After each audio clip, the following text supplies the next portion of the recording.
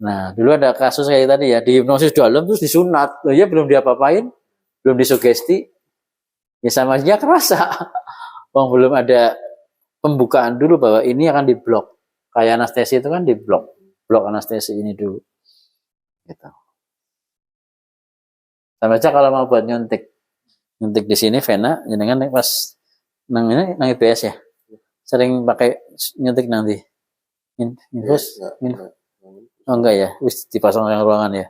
Sama ini. Anestesi biasanya ya. Nah, jenengan nang biasa infus. Hipnosis terus sini mati rasa. Ini mati rasa. Tebal rasanya mati rasa terus infus secara rasa, Mas. Ini ada video Pak yang orang dewasa cuma testing. Oh, yang ini ya ditusuk ya.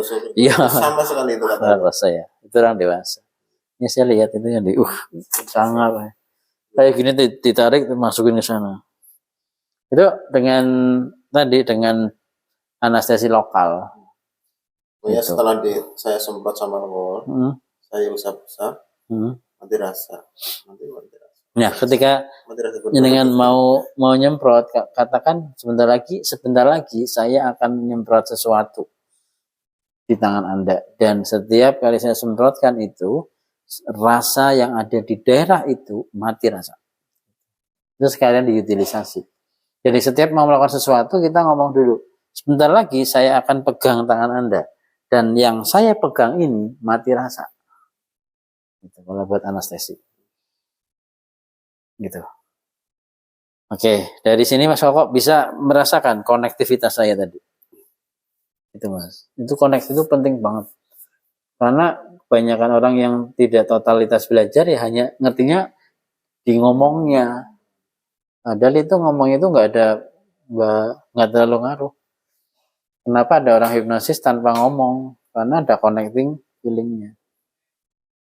Gitu. Justru untuk melatih ini kadang kita diam dulu, konekin dulu gitu ya. Konekin sama Pak Nur, saya konekin dulu. Gitu.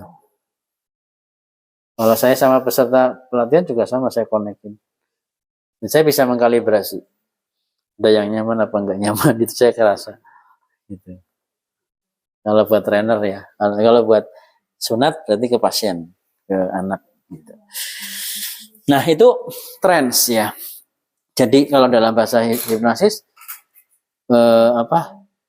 ketika kita pengen klien trance, kita harus trance duluan.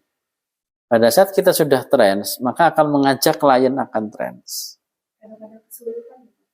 Ya kalau trance kesurupan ya maknanya ya.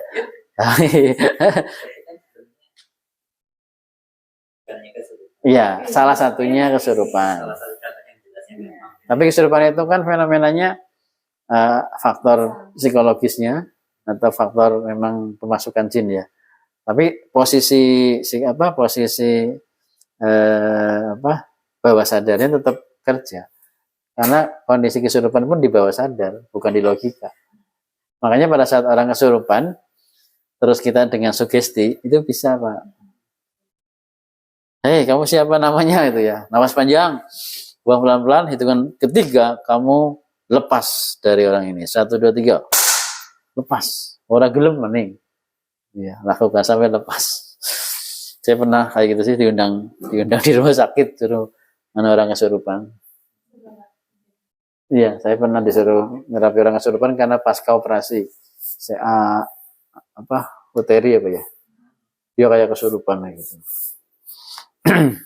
Terus habis operasi di ruang seru ini dulu juga ada habis operasi masih muda ya, terus kayak gitu kesurupan, kemasukan jin katanya.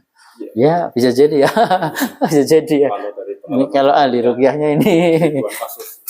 Nanti kalau di ruqyah ada testimoninya sih, tanda-tandanya secara psikologis masukan jin seperti apa. Beda, makanya Pak, kenapa selama saya merugi ribuan kasus, kenapa saya belajar hipnotis? Ini untuk mengedukasi masyarakat. Ya loh, gangguan jin. Contoh kayak kemarin di Karangasem, sakit lambung tidak sembuh-sembuh. Dokter aspirasi, APC dan sebagainya. Bu, saya katakan sakitnya menjelang maghrib enggak? Berarti sihir. Ini kuat tanda siap menjelang maghrib jadi sihir. Dan setelah sihir langsung saya bacakan Al-A'raf. 111 terus bacakan langsung reaksi sihir jelas. Ini tanda-tandanya karena tadi jenis sudah masuk ke pembuluh darah. Terus saya tanyakan, sampean siapa? Aku sih milik bapak. Wujudnya ikatan sihirnya di mana? Wujudnya apa? 3 pusaka, keris, hujan. Ini saya punya kantong, ambil. Ini setelah dikeluarkan, langsung dites, langsung hilang semuanya hilang. Semua penyakit medisnya GERD. Hilang. Itu belum tentu GERD itu karena asli GERD ya. Bisa karena sihir. Bisa karena sihir. Jadi, kalau sihir itu langsung jinnya keluar. Terus ketika dibacakan, itu makhluk jin itu akan berbeda-beda. Ini jelas, beda sakit di sini, pindah di sini, di sini.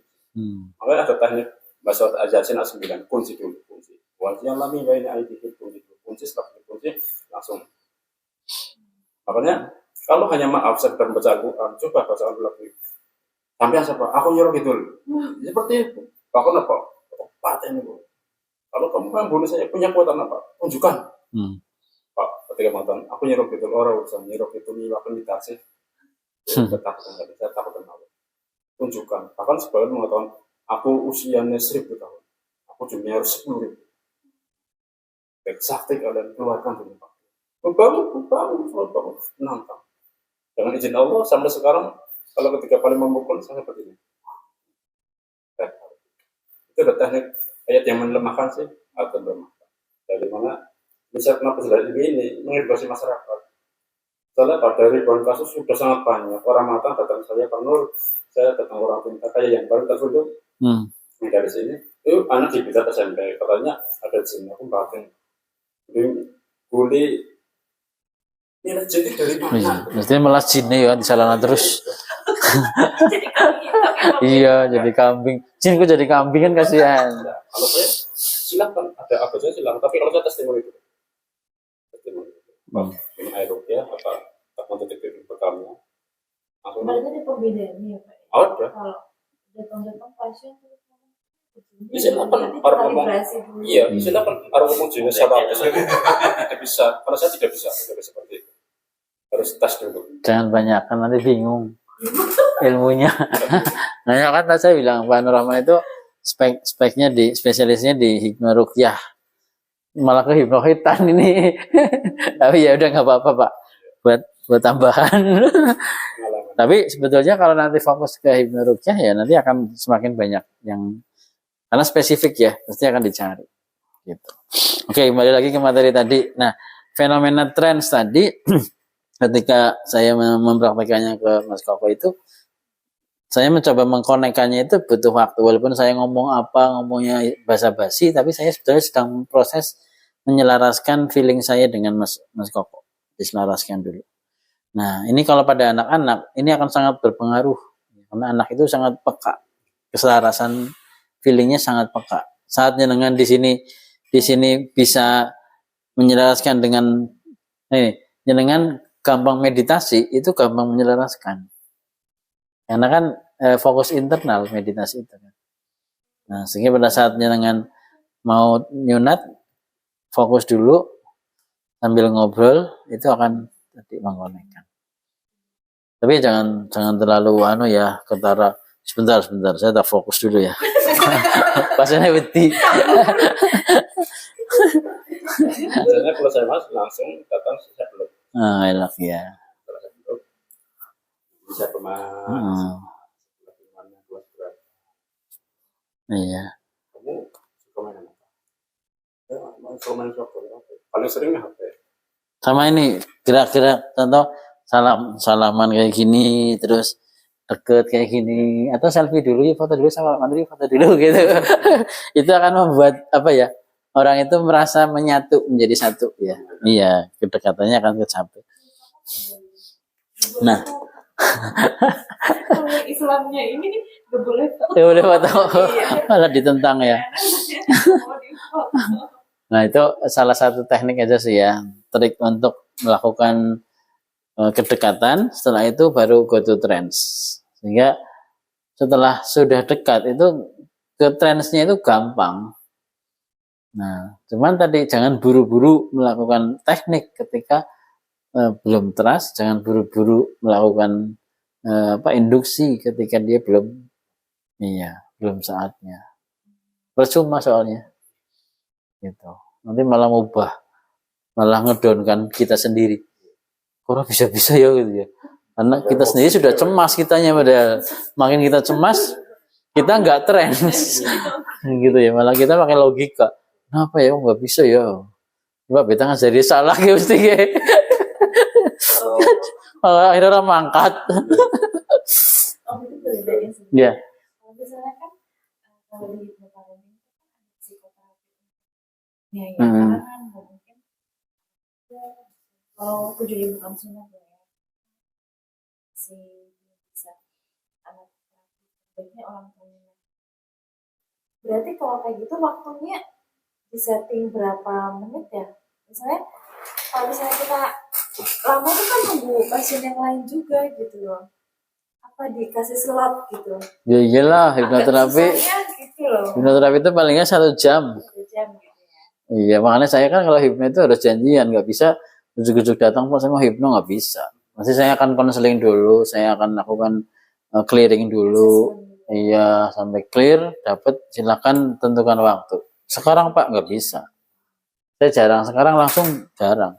Nggak bisa Bu. Jenengan harus jadwalkan dulu, mau kapan, mau mulai besok, bisa. Nanti besok saya ada jadwal nggak ya, saya cek dulu. Kalau saya ada jadwal, saya mundur lagi. Jadi saya harus menyiapkan waktu paling nggak ya 1,5 jam lah. Sambil ngobrolnya, sambil nungguinnya kadang molor gitu ya. Tekannya mulur kan saya harus menyiapkan waktu. Kayak kemarin pas saya dokter Jawa kan saya siapkan waktu. Kalau nggak disiapin waktu ya tadi tidak ada waktu khusus. Jadi nggak bisa dipraktekkan digabung dengan praktek yang yang ada orang antri itu nggak bisa. Oke, ini masuk ke trance, masuk ke connecting feeling, terus ini kunci ya, ini kunci-kuncinya ya. Kalau kuncinya dapat dengan berhasil pasti, makin banyak nanti. Terus tentang tes sugestivitas kan setelah ini, setelah trance, kalau tes sugestivitas, jangan terpaku di sini ya.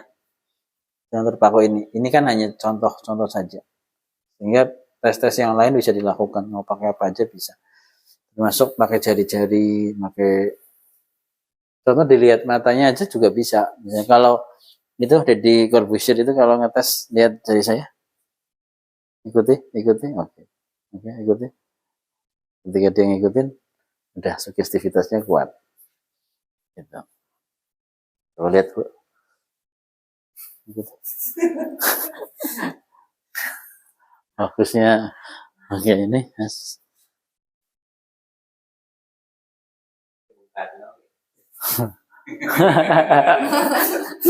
Gini buat sugestivitas ya.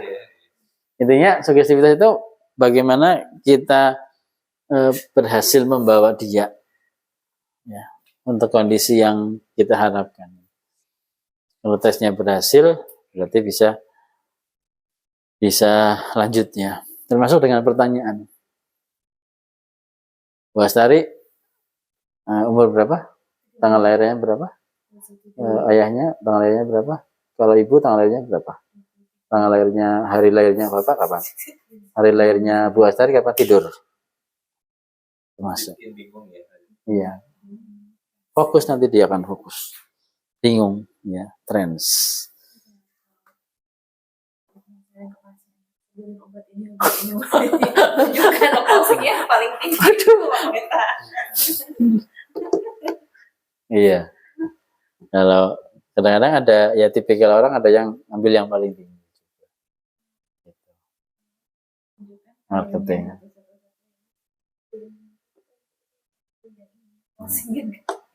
Nanti sembuh ya langsung ya.